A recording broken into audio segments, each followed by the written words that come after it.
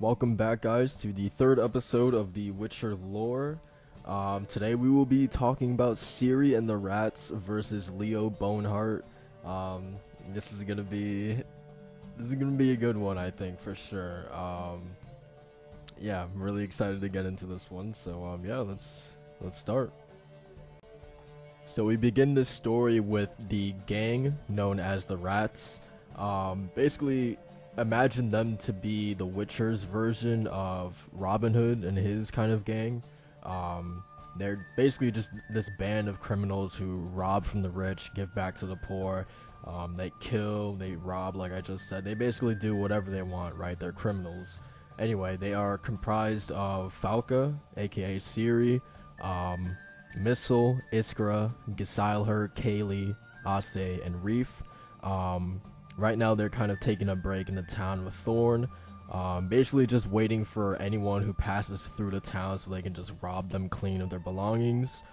When all of a sudden a man from the Merchants Guild named Hotspur meets with the Rats and Thorn. He's actually a friend of the leader of the Rats, Gisilher. They're old friends. He comes into the inn that the Rats are staying in right now. He sees them. They're all taking pinches of Fizztech.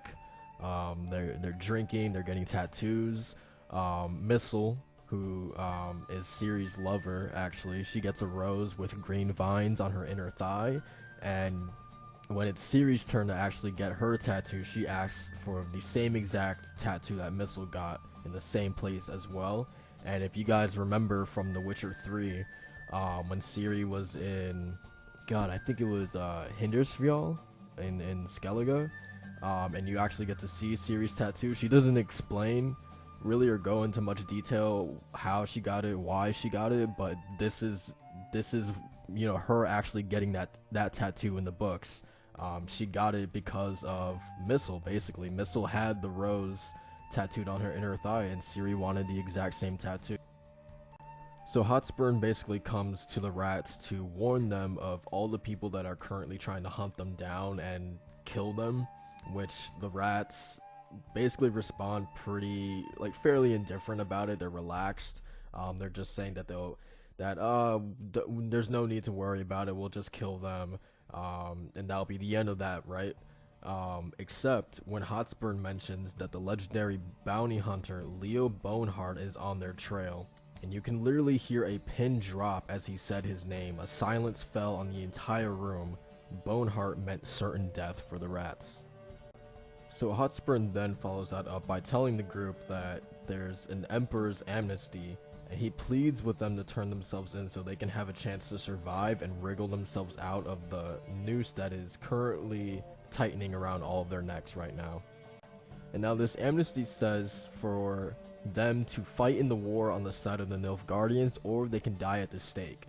And hopefully when their conditions of the amnesty have been fulfilled, they can be hired out by the Merchants Guild so they can nurture the Rats and protect them. So the leader of the Rats, Gisilher, basically says that they will ponder and they will think over his offer. With that being said, Hotspur rides off to the village of Forgeham, for whoever wishes to turn themselves in can meet him in the village. However, not before leaving the Rats with a parting gift, Bonhart's location. So Hotspur tells the Rats that Bonhart is in the village of Jealousy, residing in the Chimera's Head Inn. The Rats basically say fuck the amnesty, let's ride to Jealousy and kill Bonhart before he has the chance to kill us. Let's get him off of our backs for good. And of course, let's avenge some of the people that Bonhart has killed in the past. During Hotspur's conversation with the Rats, he also makes mention of Sintra and how the current Emperor Emir Var Emreis, has actually found the lion cub of Sintra, Ciri, and has already made preparations for the marriage between Ciri and himself.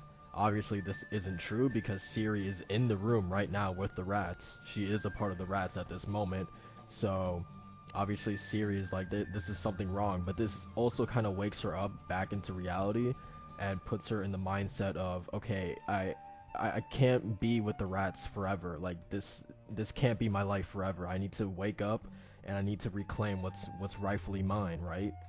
So she actually decides that she needs to leave the rats, and she rides after Hotspur, leaving behind Missile, her lover, in a very heartfelt goodbye.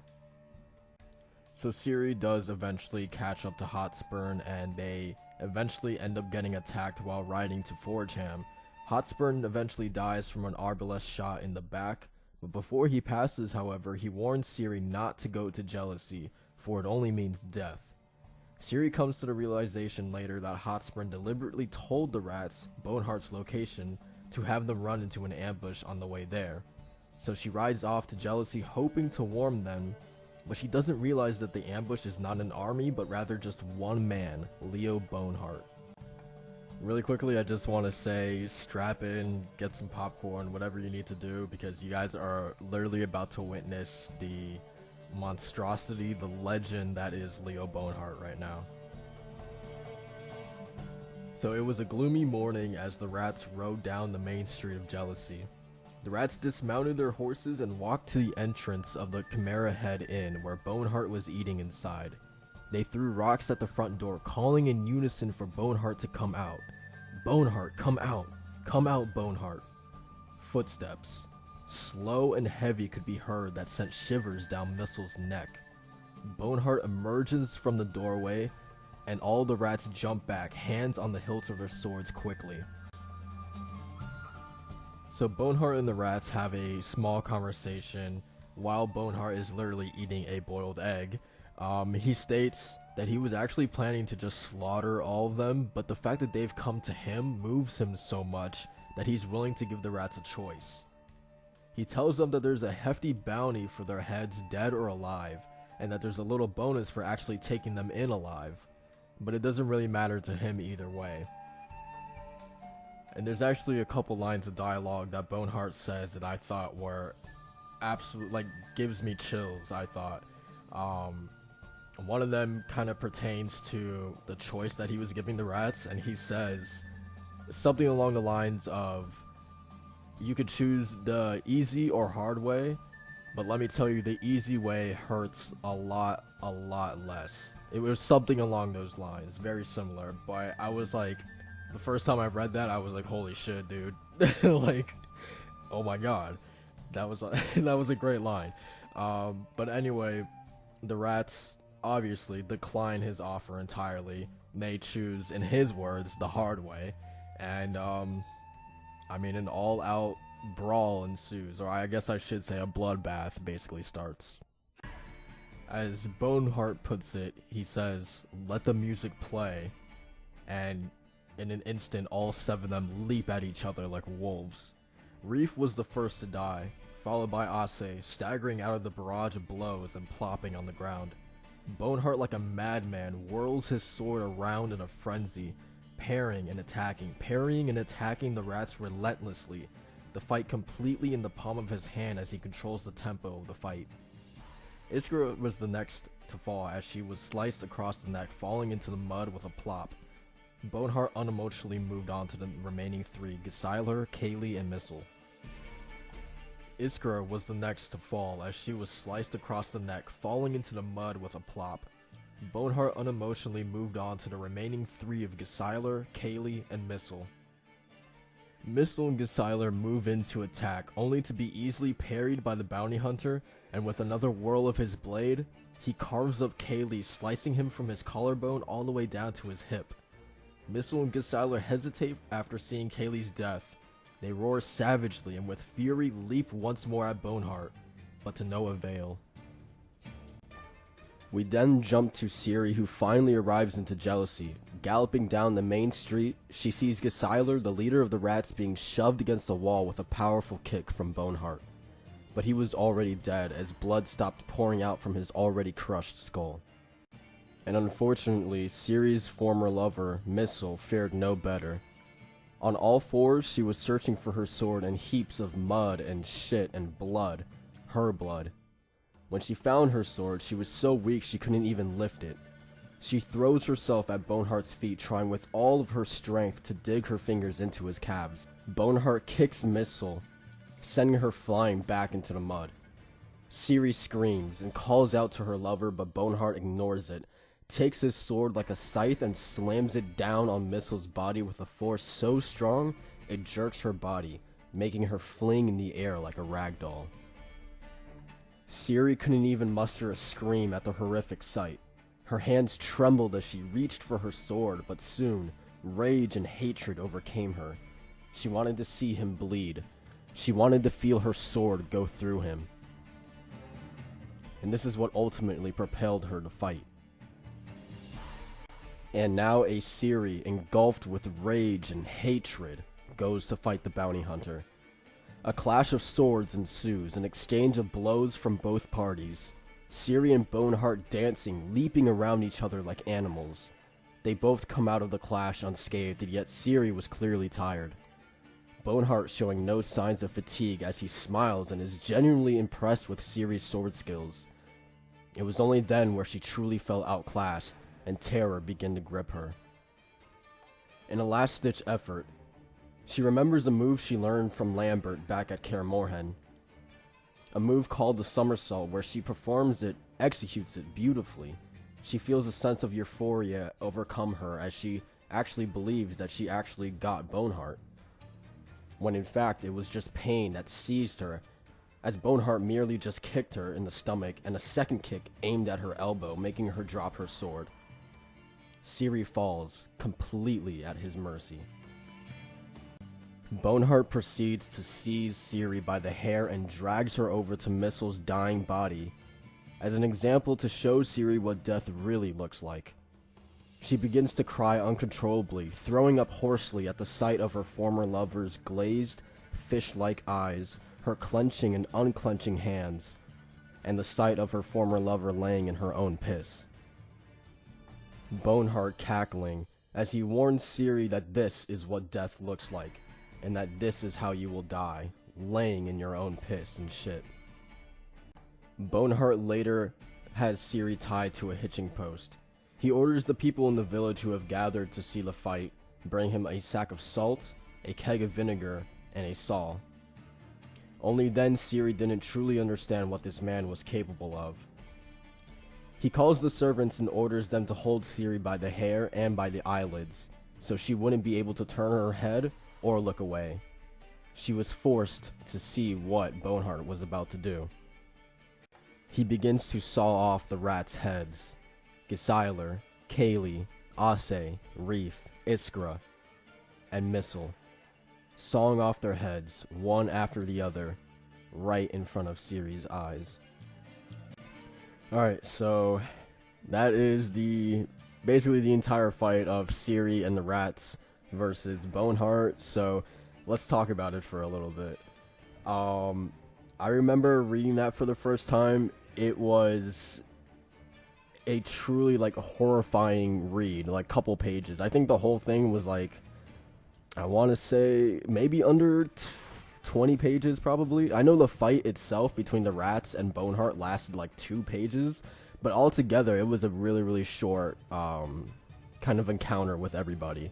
But it was horrifying and intense nonetheless. Just how easily he was able to slaughter them was, like I said, horrifying. Just because for me, I honestly did not think all of the rats were gonna die. I knew Reef and Ase were probably obviously the most likely to die there, but just Gesiler and Mistle, I think were really the true shocking ones to me, that they were the ones that also died as well. That all of them died was pretty shocking. Now in terms of the rats, besides Mistle, I think Mistle was probably the only one I really liked, just because of she was able to give Ciri some form of companionship and love. Although as weird as it kind of started off with her kind of raping her, but that's another conversation for another day. What I really like is Sepkalsi again continuing that whole morally gray concept that has just been prevalent and consistent throughout the Witcher series, because at the end of the day, the rats are shitty people. They kill, they steal, they aren't good people at all.